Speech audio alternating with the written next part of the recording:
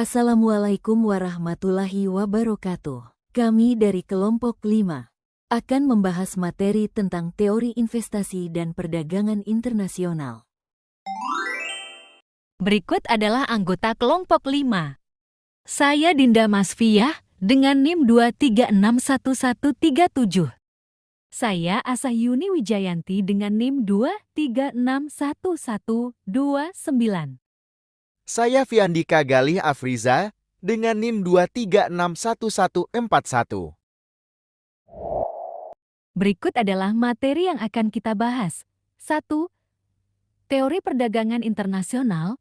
2. Faktor yang mempengaruhi arus investasi global. 3. Neraca pembayaran dan sistem moneter. Teori perdagangan internasional, keunggulan absolut dapat ditunjukkan melalui contoh bentuk angka-angka. Contoh sederhananya, andaikanlah hanya ada 2 negara di dunia ini, Prancis dan Jepang, dan hanya ada 2 barang yaitu anggur dan radio jam. Dan hanya ada 1 faktor produksi, yaitu tenaga kerja. Berikutnya ada keunggulan komparatif.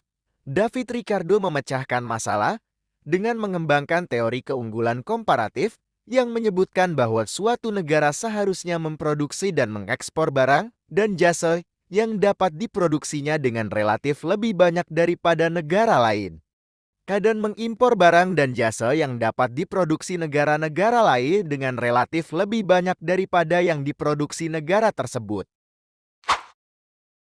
Faktor yang mempengaruhi arus investasi global. 1. Keinginan memperoleh keuntungan dan meningkatkan pendapatan negara. 2. Adanya perbedaan kemampuan penguasaan ilmu pengetahuan. Teknologi dalam mengelola sumber daya ekonomi. 3. Adanya kelebihan produk dalam negeri sehingga perlu pasar baru untuk menjual produk tersebut. Selanjutnya poin keempat. Adanya perbedaan keadaan seperti sumber daya alam, iklim tenaga kerja, budaya, dan jumlah penduduk yang menyebabkan adanya perbedaan hasil produksi. 5. Adanya kesamaan selera terhadap suatu barang. 6. Keinginan membuka kerjasama.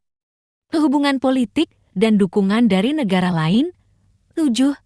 Terjadinya era globalisasi sehingga tidak satu negara pun di dunia ini dapat hidup sendiri. Selanjutnya, neraca pembayaran dan sistem moneter internasional. 1. Standar emas.